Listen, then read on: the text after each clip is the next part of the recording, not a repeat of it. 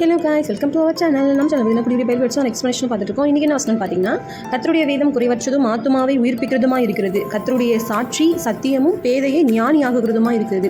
ஹல்லேலூயா. இந்த வசனத்தில் வந்து என்ன சொல்லியிருக்காங்கன்னா, ஏசப்பாவுடைய வசனம் நம்ம கொடுத்துட்டு போயிருக்க அந்த பைபிளில் இருக்கிற வசனங்கள் ஒவ்வொன்றும் ரொம்ப ஸ்பெஷலானது, ரொம்ப வல்லமையானது அப்படின்னு சொல்கிறாங்க.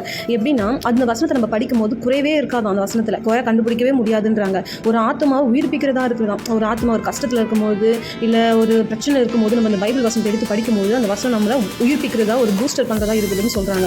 அப்புறம் கர்த்தருடைய சாட்சி சத்தியமும் பேதையை ஞானியாக்குவதுமா இருக்கிறதா. இந்த வசனத்தை நம்ம படிக்க படிக்க நம்ம ஒன்றுமே இல்லாதவங்க, இவங்க முட்டாளி, இவங்க எதுவுமே தெரியலன்றவங்க கூட இந்த பைபிளை படிக்க படிக்க நம்மள அது ஞானிகளுமா மாற்றுது அப்படின்னு சொல்கிறாங்க.